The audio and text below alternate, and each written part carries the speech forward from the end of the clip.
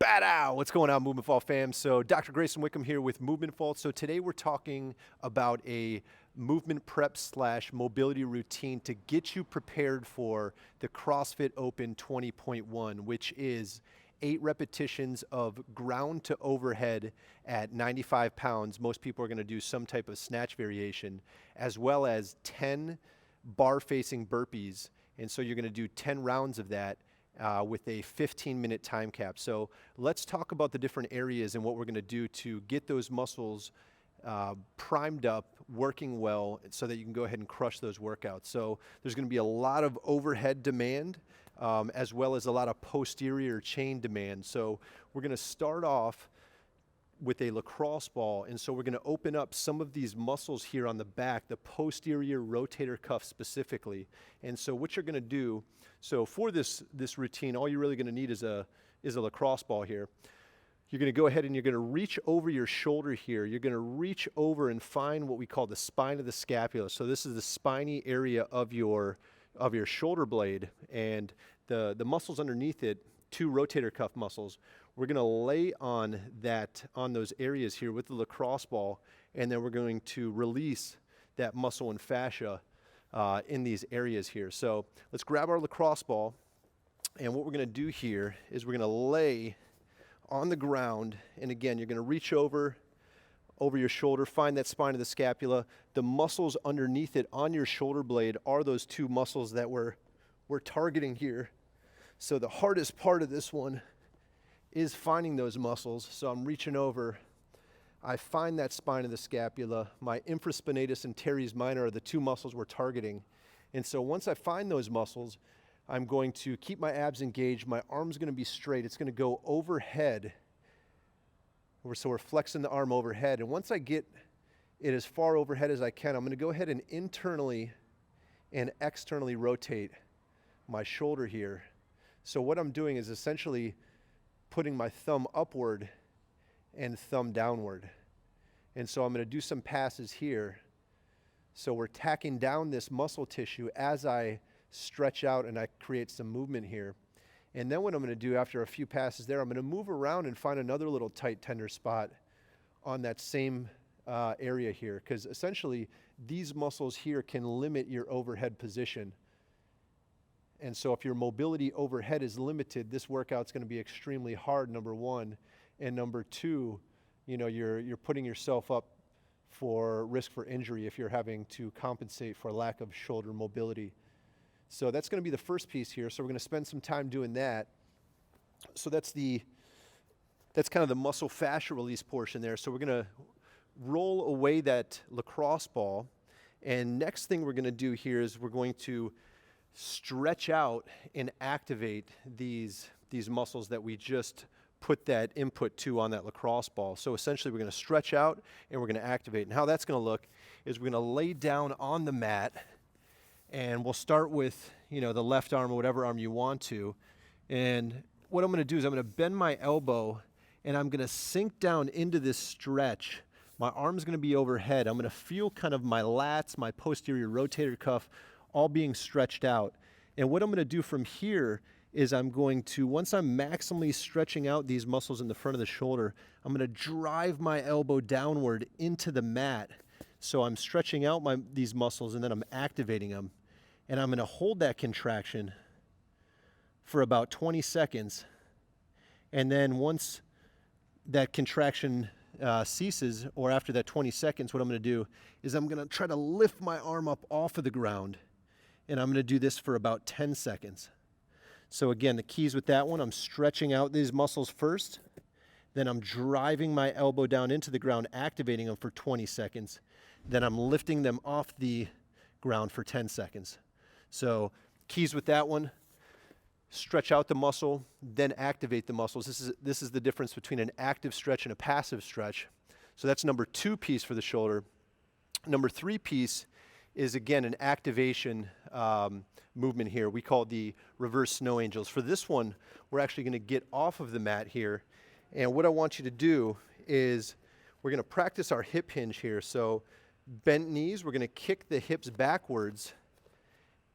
And we're going to get into kind of like a hip hinge position, or a deadlift or pulling off the ground. So flat back.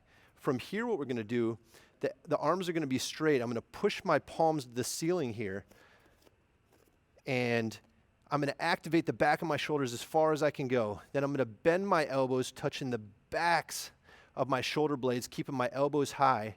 Then I'm going to straighten my elbows, flip my palms down as I squeeze my shoulder blades all the way up overhead as high as I can go. And I'm going to hold this for 10 seconds, continuing to push the tops of my hands up to the ceiling, not letting my hands fall. So I'm holding this, 3, 2, 1, and slowly coming back down to the starting position, flipping my palms up, pushing my palms to the ceiling, and bending my elbows back, touching the bottoms of my shoulder blades. I'm going to show you a different angle here just so you can see what's going on. So we've got the elbows straight, palms to the ceiling, pushing the palms up as high as I can go, bend the elbows, touching the bottoms of the shoulder blades, keeping my elbows high, straightening my arms, flipping my palms down to the ground, squeezing my shoulder blades as I come up overhead, and I'm going to hold this for 10 seconds. After that 10 seconds, slowly reversing, squeezing my shoulder blades as I come back down, flip the palms all the way up to the ceiling, and touch the bottoms of my shoulder blades. So that's the third piece of the equation. Now we've got to get in some hip action here. So what we're going to do is we're going to use a 90-90 position. Let's go this way with it. So the 90-90, we've got a 90-degree angle here in the front leg, a 90-degree angle here between the two upper leg bones, and about a 90-degree angle here in the knee. So we're going to do some eccentric lowers with holds here. So how this is going to work is you're going to fold over your front leg and pretend that your belly button's kind of pointing towards your ankle here. So what we're going to do is we're going to go no hands here. We've got the 90-90 position. We're going to pretend that we're kicking our hips backwards as our belly button's pointing towards that front leg. And we're going to get as low as we can go, nice and slowly, about a 5-second descend. Then we're going to hold it here for 10 seconds. And so we're going to imagine that 10 seconds is up. And then we're going to come back up here. And that's 1 rep. And then we're going to slowly come down. And as we slowly lower, we're driving our front leg into the ground. So we're slowly lowering here. And once we get as low as we can go, we're holding for 10 seconds. And we're continuing to breathe. We'll say that we have 3, 2, 1. We're coming back up. And we're going to repeat that process and hopefully get a little bit lower and lower each time. That's going to really stretch out and activate your glutes and your posterior chain there. So that's number 4. So number 5, we got to warm up some more of this posterior chain here. So we've got to get these hamstrings going a little bit. So we're going to work from the half kneeling position here. And how this is going to work is we'll start with the left leg forward, right knee is back, abs are nice and tight. What you're going to do is you're going to dig your heel into the ground. What that's going to do is it's going to activate your hamstrings here. As you do that, you're going to keep a flat back and kick your hips back as far as you can go. And as I do that, I'm activating and stretching out this left hamstring as low as I can go. And once I get as low as I can go, then I'm going to really dig my heel down into that ground for 10 seconds.